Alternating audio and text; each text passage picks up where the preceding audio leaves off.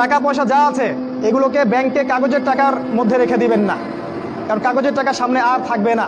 লিখে রাখেন, কয়েক বছর পরে দেখতে পারবেন সমস্ত টাকা হয়ে যাবে ইলেকট্রনিক। খালি পাঠাবেন ইলেকট্রনিক মানি, মানে আপনি টাকা ধরতেও পারবেন না, পকেটে রাখতেও পারবেন না, খালি জানবেন আমার অ্যাকাউন্টে এত টাকা আছে। এই পুরো ব্যাংকিং সিস্টেমটা পড়ে যাবে, থাকবে না।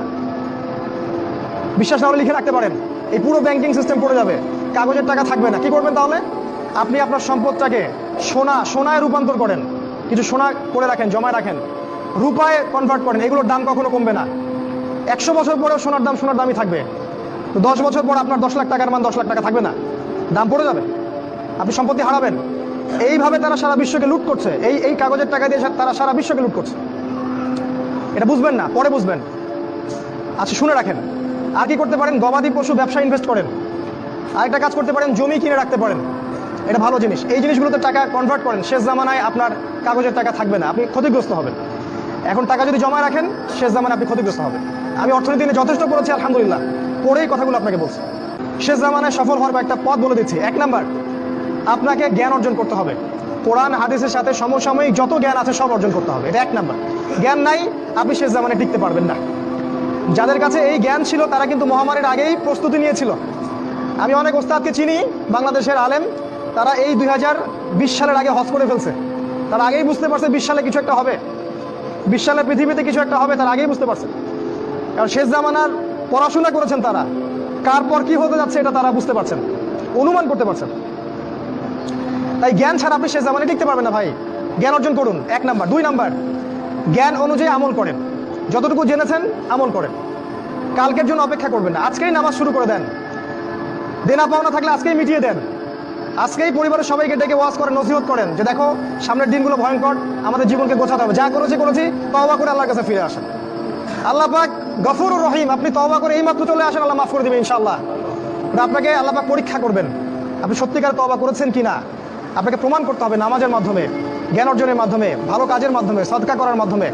সৎ কাজের আদেশ করবেন, অসৎ কাজে নিষেধ করবেন। আপনি ইসলাম পরিপূর্ণরূপে পালন করার চেষ্টা করেন। কোনো সরকার, কোনো সমাজ নেতা, কোনো রাষ্ট্রনেতা, কোনো পারিবারিক নেতা, কেউ আপনার সাথে আপনার কবরে যাবে না। সোজা কথা, আপনাকে আল্লাহর সামনে একাই দাঁড়াতে হবে। কারো পরোয়া করে লাভ নাই, কোনো অজুহাত দিয়েও লাভ নাই। দেশটা ভালো না, বিশ্বটা ভালো না, সমাজটা ভালো না, সময় ভালো না, এগুলো বলে কোনো লাভ নাই। কারণ আমাকে আমার রবের সামনে দাঁড়াতে হবে। আমার ভালো আমাকে বুঝতে হবে। আমার ভালো, বাজারে গেলে একটা মাছ ভালো না খারাপ আপনি তো বোঝেন, তরকারি ভালো না খারাপ বোঝেন। দিনের ব্যাপারে বুঝতে চান না কেন? দিনের ব্যাপারে খালি হুজুরদের শরণাপন্ন কেন হচ্ছে? পড়াশোনা করেন, আমল করেন, আমল বাড়িয়ে দেন। দিন সময় নষ্ট করবেন না। যুবকদেরকে স্পেশালি বলবো, সময় নষ্ট করবেন না। শয়তান 3টা ধোঁকা দিবে যে পরে শিখে নিব, পরে করবো নি। শয়তান আসে বুঝাবে যে এখন কি আর বয়স হয়েছে, আগে পরে দেখা যাবে। শয়তান বুঝাবে আমি এগুলো জানি তো, আর জানার দরকার নাই। এগুলো শয়তান বোঝাবে আপনাকে। এই শয়তানের ধোঁকায় পড়বেন না। সময়কে মূল্যায়ন করেন, আমল করা শুরু করেন। আল্লাহর ওয়াস্তে তওবা করে আল্লাহর দিকে ফিরে আসেন। আল্লাহ পাক তৌফিক দান করুন, আল্লাহুম্মা আমিন। 3 নাম্বার, সৎ কাজের আদেশ করেন, অসৎ কাজে নিষেধ করেন। পরিবার থেকে শুরু করেন। আপনি ব্যক্তিটা গড়ে তোলেন, পরিবারটাকে ইসলামিক পরিবারে গড়ে তোলেন। আপনার ছেলে, আপনার মেয়ে, আপনার স্ত্রী, আপনার সন্তান, আপনার বোন, আপনার মা, সবার ব্যাপারে মনিটরিং করেন, চোখে চোখে রাখেন। আপনি জানেন না আপনার ছেলেটা অনেক আগেই জেনাকারী হয়ে গেছে, আপনি টের পান নাই। ছেলের হাতে স্মার্টফোন তুলে দিচ্ছেন, ছেলে গোপনে গোপনে 10টা প্রেম করে, আপনি জানেন না। ও দুধ খায় না এখন, মনে করছেন যে ও দুধ খায়, ও অনেক ম্যাচিউরড হয়ে গেছে। আপনার মেয়েকে দেখে মনে হয় খুব পর্দা করে, দেখেন ভিতরে ভিতরে কোনো ছেলের সাথে সম্পর্ক তৈরি করে ফেলছে। অনেক ঘটনা ঘটে যায়, আমরা সরল মনে অনেক কিছু করি। আপনার ওয়াইফকে দেখেন, আপনি যখন বাসায় থাকেন না, কি করে না করে মনিটরিং করেন। টিভি বন্ধ করে দেন, সিরিয়াল টিরিয়াল বন্ধ করেন। এমন কারোর সাথে মিশতে দিবেন না যে আপনার ছেলেকে, আপনার মেয়েকে, আপনার বোনকে, আপনার মাকে বিপথে নিয়ে যাবে। কঠোর হন পরিবারের উপরে, কারণ আপনাকে আল্লাহ পাক আপনার পরিবার সম্পর্কে জিজ্ঞাসাবাদ করবেন, অবশ্যই জিজ্ঞাসা করবেন। বিশ্বাস করেন আল্লাহ পাক কিয়ামতের মাঠে আপনাকে আপনার পরিবার সম্পর্কে জবাবদিহি করাবেন প্রত্যেকটা বিষয়। আপনি দাওয়াত দেন, চেষ্টা করেন, তারপরে যদি ছেলে বেলাইনে যায় সেটা তার ব্যাপার, ওর হিসাবও দিবে। নূহ আলাইহিস সালামের ছেলে কাফের হয়ে গেছে, ওর হিসাবও দিবে, সেটা আলাদা। কিন্তু আমার চেষ্টা করতে হবে। পরিবার গড়ে তোলেন, সৎ কাজের আদেশ করেন, অসৎ কাজে নিষেধ করেন। 4, এই যে কোরআন এবং সুন্নাহর দাওয়াতটা পৌঁছে দেন মানুষের কাছে। দাওয়াতেই কাজ করেন ভাই, সময় নষ্ট করেন না। আপনি যে দল করেন বা যে সংগঠন করেন বা যে মাযহাব, যে তরিকায় থাকেন, আমার তাতে কোনো আপত্তি নাই, কিন্তু কোরআন সুন্নাহর দাওয়াতটা মানুষের কাছে প্রচার করেন। মূল বিষয়ে কোনো পার্থক্য নাই। এই দাওয়াত দেওয়ার সময় সাম্প্রদায়িক হবেন না। সবাই আমার দলে আসো, আমার দলে ফর্ম পূরণ করো, না হলে দাওয়াত হচ্ছে না, এমন দাওয়াতের দরকার নেই। মানুষ ইসলামের দাওয়াত দেন, আল্লাহর দিকে ডাকেন, কোরআনের দিকে ডাকেন, সুন্নার দিকে ডাকেন, দেখবেন সমাজে একটা সাম্য চলে আসবে ইনশাআল্লাহ। দাওয়াতি কাজ করেন, বেশি বেশি কোরআন সুন্নার দাওয়াতি কাজ করেন।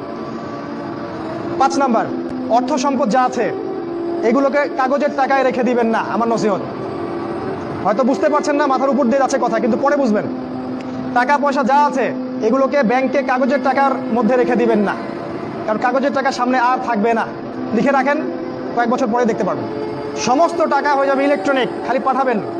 ইলেকট্রনিক মানি মানে আপনি টাকা ধরতেও পারবেন না, পকেটে রাখতেও পারবেন না, খালি জানবেন আমার অ্যাকাউন্টে এত টাকা আছে। এই পুরো ব্যাংকিং সিস্টেমটা পড়ে যাবে, থাকবে না। বিশ্বাস না হলে লিখে রাখতে পারেন, এই পুরো ব্যাংকিং সিস্টেম পড়ে যাবে, কাগজের টাকা থাকবে না। কি করবেন তাহলে? আপনি আপনার সম্পদটাকে সোনায় রূপান্তর করেন, কিছু সোনা করে রাখেন, জমায় রাখেন, রূপায় কনভার্ট করেন। এগুলোর দাম কখনো কমবে না। 100 বছর পরেও সোনার দামই থাকবে। তো 10 বছর পর আপনার 10 লাখ টাকার মান 10 লাখ টাকা থাকবে না, দাম পড়ে যাবে, আপনি সম্পত্তি হারাবেন। এইভাবে তারা সারা বিশ্বকে লুট করছে, এই কাগজের টাকা দিয়ে তারা সারা বিশ্বকে লুট করছে। এটা বুঝবেন না, পরে বুঝবেন। আচ্ছা, শুনে রাখেন। আর কি করতে পারেন? গবাদি পশু ব্যবসা ইনভেস্ট করেন। আরেকটা কাজ করতে পারেন, জমি কিনে রাখতে পারেন, এটা ভালো জিনিস। এই জিনিসগুলোতে টাকা কনভার্ট করেন। শেষ জামানায় আপনার কাগজের টাকা থাকবে না, আপনি ক্ষতিগ্রস্ত হবেন। এখন টাকা যদি জমা রাখেন, শেষ জামানায় আপনি ক্ষতিগ্রস্ত হবেন। আমি অর্থনীতি নিয়ে যথেষ্ট পড়েছি আলহামদুলিল্লাহ, পড়েই কথাগুলো আপনাকে বলছি। আর কি করবেন? যদি সম্ভব হয়, শহর, আপনারা তো গ্রামেই থাকেন মাশাআল্লাহ, শহরে যারা থাকে তাদের উদ্দেশ্যে বেশি বলছি এটা, কারণ এটা অনলাইনে যাবে। শহর কেন্দ্রিক জীবন ব্যবস্থা ত্যাগ করতে হবে।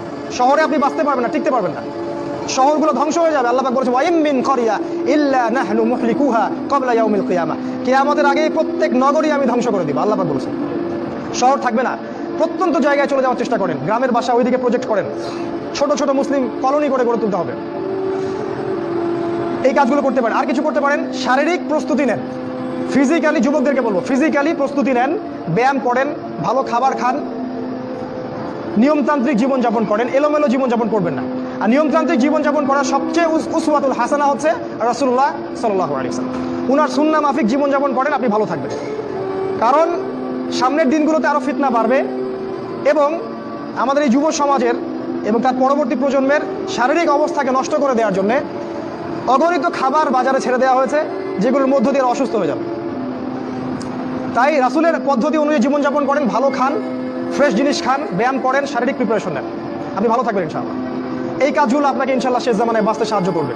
আর সর্বশেষ যেটা নাসিহা, সেটা হলো যে ইসলামের জন্য, ইসলামকে ভালোবেসে আপনার জান থাকলে জান দিয়ে, মাল থাকলে মাল দিয়ে, সময় থাকলে সময় দিয়ে, শ্রম দিতে পারেন শ্রম দিয়ে, বা মেধা আছে মেধা দিয়ে দিনের জন্য কিছু করেন, দিনের কোনো খেদমত করে যান। এই কাজগুলো পরকালে আপনার জন্য সদকায়ে জারিয়ার মাধ্যম হবে ইনশাআল্লাহ।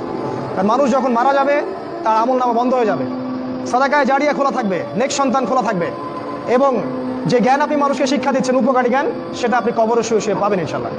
তাই ইসলামের জন্য আপনার জান, আপনার মাল, আপনার সময়, শ্রমগুলোকে ব্যয় করুন। আল্লাহ পাক আমাদের সবাইকে দিনের জন্য কাজ করার তৌফিক দান করুন, আল্লাহুম্মা আমিন। এবং শেষ জামানাকে বোঝার এবং পড়াশোনা করার তৌফিক দান করুন। সামনের দিনগুলোর জন্য প্রস্তুতি নেওয়ার তৌফিক দান করুন, এবং যেভাবে পদক্ষেপ নিলে আমরা সার্ভাইভ করতে পারবো, ভালো থাকবো, বা ফিতনামুক্ত পরিবেশে বেঁচে থাকতে পারবো, ঈমান আমল হেফাজত করতে পারবো, সেগুলো আল্লাহ পাক করার আমাদেরকে তৌফিক দান করুন, আল্লাহুম্মা আমিন।